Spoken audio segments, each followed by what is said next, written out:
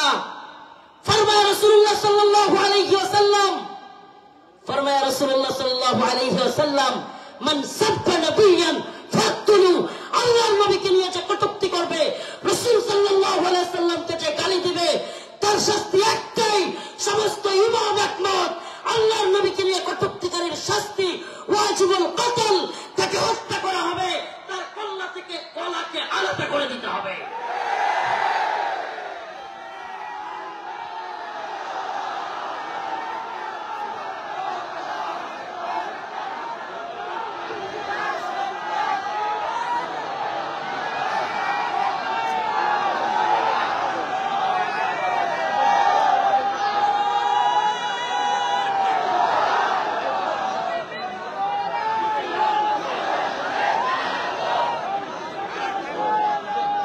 হে প্রিয় জাতি, হে প্রিয় মুসলিম উম্মাহ, তোমাদের এই জাগরণ প্রমাণ করে দিয়েছে, 2024-এর 5ই আগস্ট প্রমাণ করে দিয়েছে যৌবন যাওয়ার, যুদ্ধে যাবার সময় তার।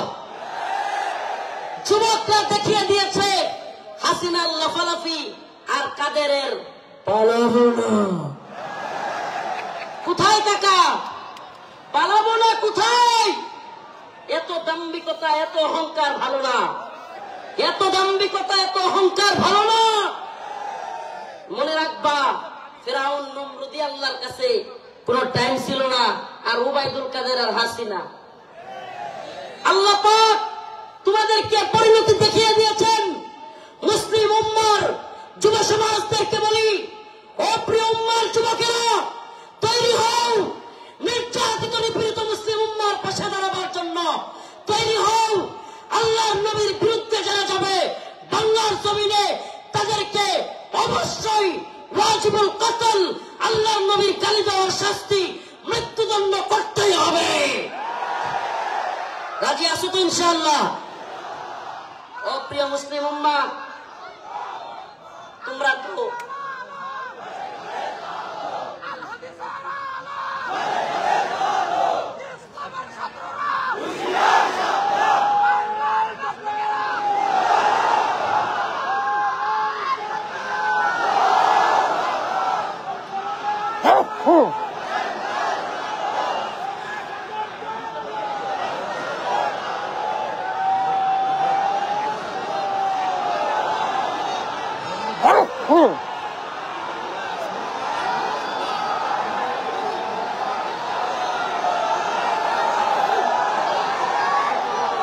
হ্যাঁ প্রিয় মুসলিম উম্মার যুবকেরা, তোমাদের এই দিনই আবেগ, এই দিনই জজবাকে যদি সত্যি বলি, ওয়াল্লাহি বিল্লাহি তাল্লাহি কসম আল্লাহর, এই জজবাকে যদি আমরা কোরআনের পক্ষে কাজে লাগাইতে পারি, তাহলে আর কোন নতুন সরকার নেই, এই ভূখণ্ডে আমরা কোরআনী শাসন চালু করতে পারবো।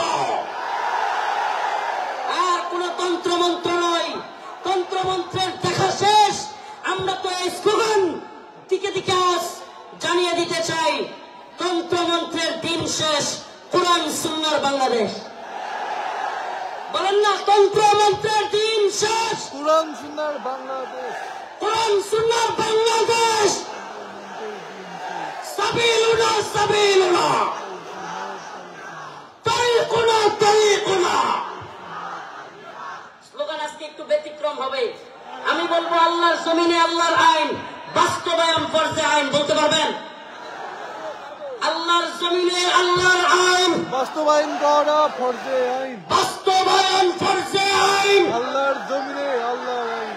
হয়তো শরিয়া, হয়তো শাহাদা, ইম্মা শরিয়া, ইম্মা শাহাদা, ইম্মা শরিয়া, ইম্মা শাহাদা, হয়তো শরিয়া।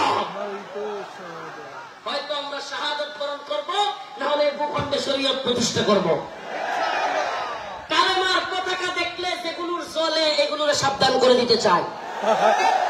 এ ভূখণ্ডে লা ইলাহা ইল্লাল্লাহর পতাকা উড়বেই, আজ হোক কাল একদিন উড়বেই। ইসাবাতান মিন উম্মতি আখরাজাহুম আল্লাহু মিনান নার, ইসাবাতুন তাগজুল হিন্দা ওয়া ইসাবাতু মা ঈসা ইবনে মারইয়াম। রাসূলের ঘোষণা, এই ভূখণ্ডে হিন্দুত্ববাদী ব্রাহ্মণ্যবাদী তাগুতি শক্তির বিরুদ্ধে, দিল্লির বিরুদ্ধে, হিন্দুত্ববাদীদের বিরুদ্ধে আল্লাহর নবী বলেছেন মুসলমানদের একটা গজওয়া হবে, গজওয়াতুল হিন্দ হবে। সেই যুদ্ধে মুসলমানরা বিজয়ী হবে। শুধু বিজয়ী হবে না, দিল্লির সেই মসজিদে, দিল্লির সেই লাল কেল্লায় কালেমার পতাকা পথ পথ করে উঠবে ইনশাআল্লাহ, ইনশাআল্লাহ।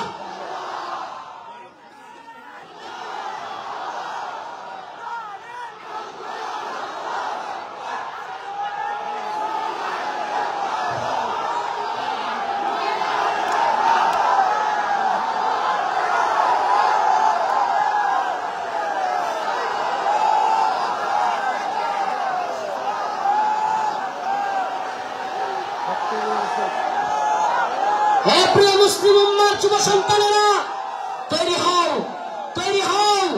আর কোন তন্ত্র মন্ত্রের জন্য ডাক নয়, ডাক আসবে দাওয়া ইরতাদ শাহাদাতের ডাক আসবে। শহীদ হইতে রাজি আছো তো ইনশাআল্লাহ? ইনশাআল্লাহ। জীবন দিতে প্রস্তুত আছো তো ইনশাআল্লাহ? আরে আমরা দুনিয়ায় এসেছি দ্বীনের জন্য, শহীদ হওয়ার জন্য।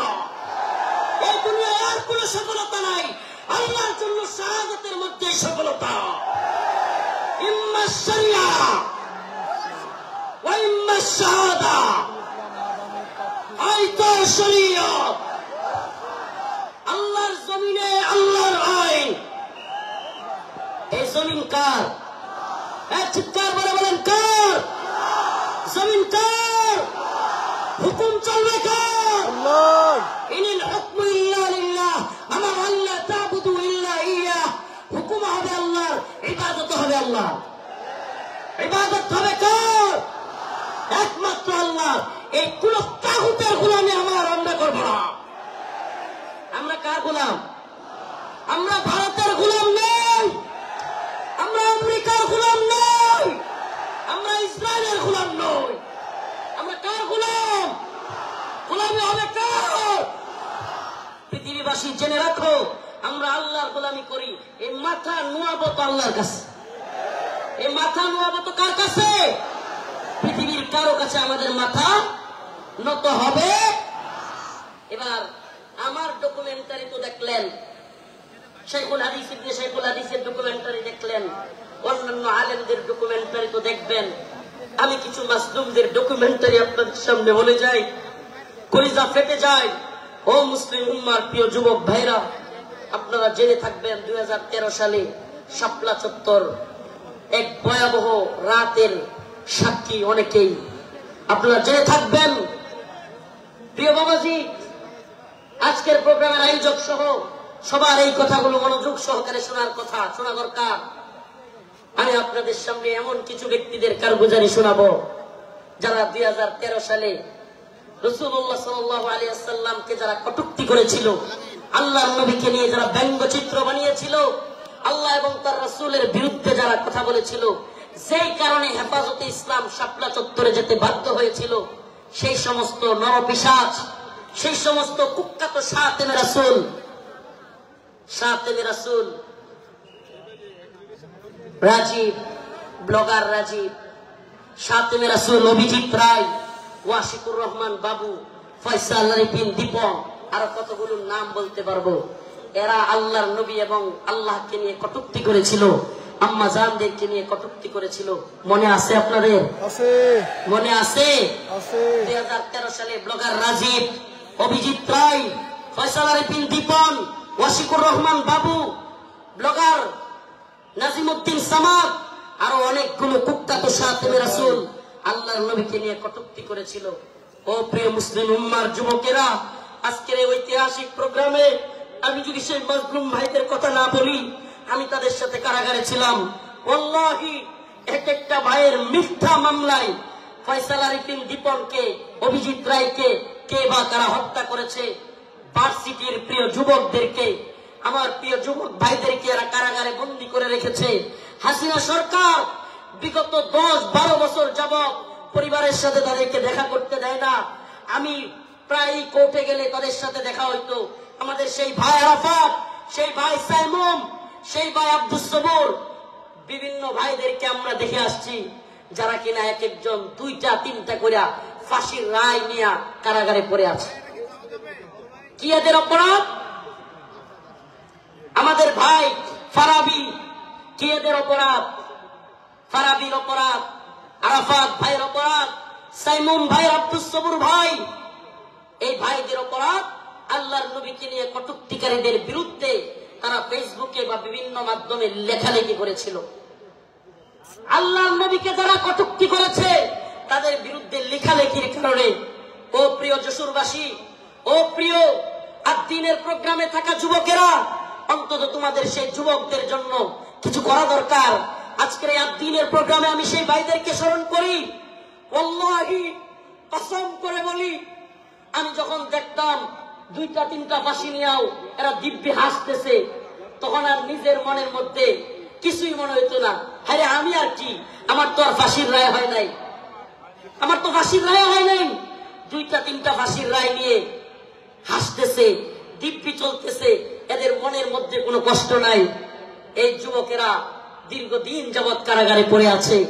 ও প্রিয় মুসলিম উম্মার যুবকেরা, ও নেতারা, ও বক্তা মুফতি শাইখুল হাদিসরা, আল্লাহর নবীর পক্ষে কথা বলতে গিয়া দীর্ঘদিন যাবৎ তাদেরকে জঙ্গি ট্যাগ দিয়া আজকে কারাগারে বন্দী করে রেখেছে হাসিনা সরকার। এখনো এই ভাইগুলো মুক্তি পাচ্ছে না। ও প্রিয় মুসলিম উম্মার যুবকেরা, আমি জানতে চাই, এরা যদি আমাদের কাউকে জঙ্গি ট্যাগ দিয়ে দেয়, এরা যদি আমাদের কাউকে মৌলবাদী ট্যাগ দিয়ে দেয়, এরা যদি আমাদের কাউকে রাজাকার বলে ট্যাগ দিয়ে দেয়, তাহলে কি আমরা তাদেরকে ভুলে যাব? আমার কথা বুঝতেছেন? জালেমদের একটা কূটকৌশল হলো আলেমদের নামে ট্যাগ দেওয়া, নেম কিলিং, এটাকে বলে নেম কিলিং, ট্যাগ দেওয়া। আল্লামা সাঈদী রাহিমাহুল্লাহকে কষ্ট নিয়ে বলতে হচ্ছে, যখন তিনি জীবিত আমাদের অনেক আলেম ওনাকে নিয়ে কথা বলার সাহস করে নাই, ওনার পক্ষে কথা বলে নাই। কেন বলে নাই? কারণ ওনাকে রাজাকারের মামলা দেওয়া হয়েছে। এখন আমরা যদি ওনার পক্ষে কথা বলি, তাইলে আমাদেরকেও না জানি রাজাকারের মামলা দিয়ে দেয়। আল্লামা জসিমউদ্দিন রহমানী দামাত বারকাতুহুম, হুজুর কারাগারে থাকতেও ওনাকে নিয়েও অনেকে কথা বলে নাই। কেন? কারণ ওনার পক্ষে কথা বললে জঙ্গিবাদী মামলা দিয়ে দিবে।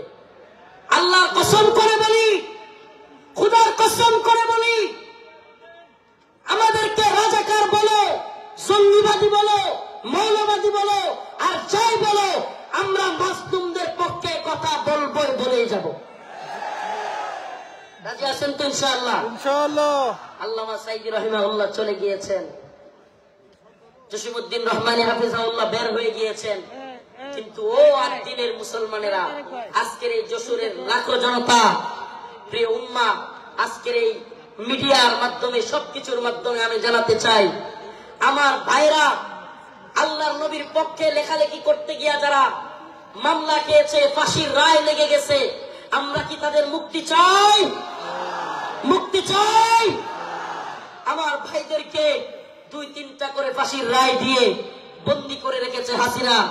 হাসিনার কাজই ছিল বিভিন্ন জঙ্গি নাটক সাজায়া আলেমদেরকে, তরুণ তরুণ যুবকদেরকে যারা দ্বীনকে ভালোবাসে, টাকনুর উপর কাপড় পরে, এদেরকে ইন্ডিয়ার কথায় রয়ের প্ল্যানে মুসলিম উম্মার যুবকদেরকে, দ্বীন যারা ভালোবাসে তাদেরকে গ্রেফতার করা, তাদেরকে জঙ্গি বলা, মৌলবাদী বলা, এটা একটা ট্রেন্ড ছিল, এটা তাদের একটা ট্যাগ মিশন ছিল, মিশন, তাদের একটা মিশন। এই মিশন আমরা পা দিতে পারি না। আমরা আমাদের ভাইয়ের মুক্তি চাইবই। ঠিক আছে তো? ইনশাআল্লাহ সবাই মুক্তি চান তো? ইনশাআল্লাহ আমার প্রিয় ভাইদের মুক্তির ব্যবস্থা করা হোক, দ্রুত মুক্তি দেওয়া হোক। যদি তারা মুক্তি না পায়, খোদার কসম করে বলি, এত বড় বড় বক্তা, এত যশ খ্যাতি মূল্যহীন, মূল্যহীন, মূল্যহীন। আমরা যদি মাসলুমদের পাশেই দাঁড়াতে না পারি, আজকের আলোচনার বিষয় এটাই। وما لكم لا تقاتلون في سبيل الله والمستضعفين من الرجال والنساء والولدان الذين يقولون ربنا أخرجنا من هذه القرية الظالم أهلها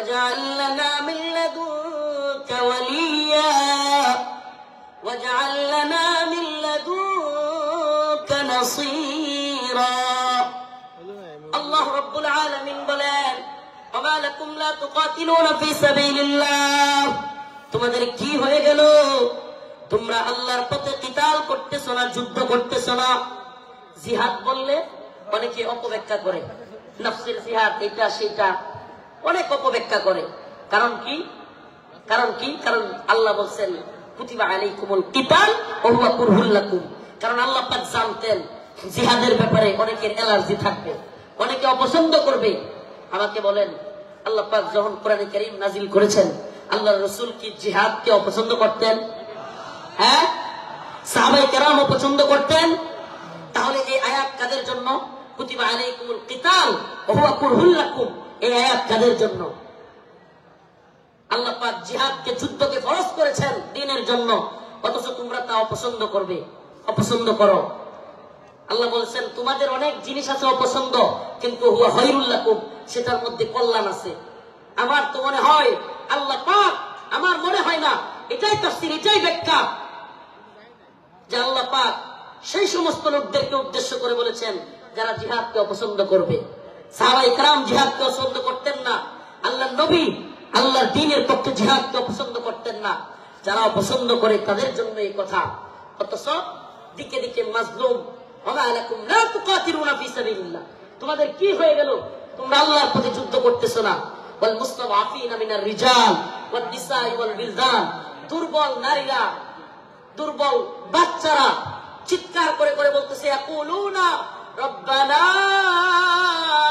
আখরিজনা আল্লাহ আপনি আমাদেরকে বের করেন মিন হাদিহিল ক্বরিয়াতিজ যালিমি আহলুহা এই ভূখণ্ডের মানুষরা বড় জালেম ওয়াজআল লানা মিন লাদুনকা ওয়ালিয়া আপনি আমাদের জন্য অভিভাবক পাঠান ওয়াজআল লানা মিন লাদুনকা নাসীরা আপনি আমাদের জন্য সাহায্যকারী পাঠান মাজলুমদের সাহায্যকারী হইতে রাজি আছি তো ইনশাআল্লাহ মাজলুমদের সাহায্যকারী হইতে রাজি আছি তো ইনশাআল্লাহ তাইলে আজকে থেকে ইসরায়েলি পণ্য বয়কট রাজি আছেন তো ইনশাআল্লাহ আজকে থেকে যে সমস্ত মাজলুমরা রাসূলের পক্ষে লিখতে গিয়ে বলতে গিয়ে আমার ভাই ফারাবি আমার ভাই আরাফাত সাইমুম আমি আমার ভাই বলতেছি পারলে আমারে মামলা দিয়ে দে আমার যায় আসে না তাদের সাথে আমারে মামলা দিয়ে দিলে আমার যায় আসে না এরা আমাদের ভাই আমরা অনেকেই সেই গাজী ইলমুদ্দিনের গল্প বলি ভারতে রঙ্গিলা রাসূল বই লিখেছিল নাউজুবিল্লাহ সেই গল্প বলতে পছন্দ করি কিন্তু বাংলাদেশের গাজী ইলমুদ্দিনরা 2-3টা করে ফাঁসির রায় নিয়ে কারাগারে পড়ে আছে সেই খবর আমরা কেউ রাখি না প্রিয় ভাইরা আমার বন্ধুগণ আমার মাজলুম উম্মার পক্ষে দাঁড়াতে হবে আজকের আমার আলোচনার মূল কথা মাজলুম উম্মার পাশে দাঁড়াতে মাজলুম উম্মার পাশে দাঁড়াতে ইন্নামাল মুমিনুনা ইখওয়া মুমিন মুমিনের ভাই আমার অন্য মুমিন ভাই কষ্ট পেলে আমার অন্তরে আঘাত আসবে এদেশের কোন আলেমকে আল্লাহ না করে জাতীয় আন্তর্জাতিক চক্রান্তের কারণে নতুন করে কেউ যদি কোন জালেম যদি এদেশের কোন আলেমকে আবারও জুলুম করতে চায় আবারও যদি শেখুল হাদিস আল্লামা মামুনুল হককে শেখুল হাদিস আল্লামা মামুনুল হক সহ মুফতি আমির হামজা সহ মুফতি হারুন ইজহার এদেশের অনেক বক্তা যারা কিনা কারাগারে ছিল আবারও যদি সেই সমস্ত আলেমদেরকে কেউ গ্রেফতার করবার দুঃসাহস করে জাতীয় আন্তর্জাতিক চক্রান্তের কারণে আবারও যদি আলেমদের দিকে কেউ চোখ তুলে তাকায় কেউ যদি হাত তোলার সাহস করে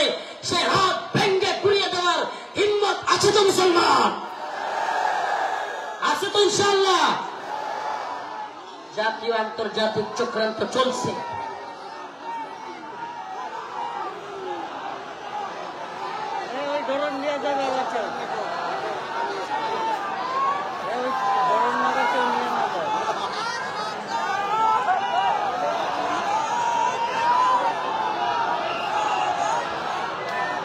জাতীয় আন্তর্জাতিক চক্রান্ত চলছে আমাদের এই ভূখণ্ডকে নিয়ে জাতীয় আন্তর্জাতিক চক্রান্ত চলছে এই চক্রান্তের ডালপালা গভীরে আমরা জাতি হিসেবে সজাগ থাকব। একটা কথা মনে রাখবেন, আগামীকালকে আপনার ঘরে চুরি অথবা ডাকাতি হবে। আপনি যদি আগে ভাগে জানতে পারেন, তাইলে আপনি ডাকাতকে কিভাবে আটকাইতে হবে এটা আপনি আরামসে বুঝে যাবেন। সজাগ থাকা খুব জরুরি।